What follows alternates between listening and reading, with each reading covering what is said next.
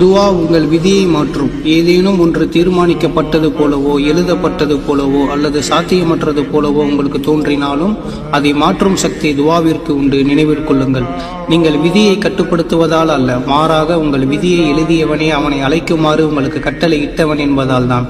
சில சமயங்களில் அந்த சோதனையும் எழுதப்பட்டிருந்தது. ஆனால் நள்ளிரவில் நீங்கள் அழுது கொண்டே கைகளை உயர்த்தி துவா செய்த அந்த தருணமும் எழுதப்பட்டிருந்தது. அதை தொடர்ந்து வரும் நிம்மதியும் கூட எழுதப்பட்டிருந்தது. அல்லாஹ்வுக்கு நீக்குவதற்கு முடியாத பாரம் எதுவும் இல்லை. தொடர்ந்து நீங்கள் துவா செய்யுங்கள், உங்கள் துவா ஒருபோதும் வீணாவதில்லை.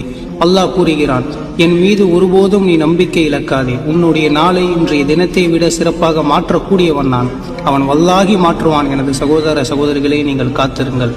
எனது பதிவு உங்களுக்கு பயனுள்ளதாக இருந்தால் என்னுடைய தாயை உங்களுடைய துவாவில் இணைத்துக் கொள்ளுங்கள். அஸ்ஸலாமு அலைக்கும் வரஹ்மத்துல்லாஹி வபரகாத்துஹு.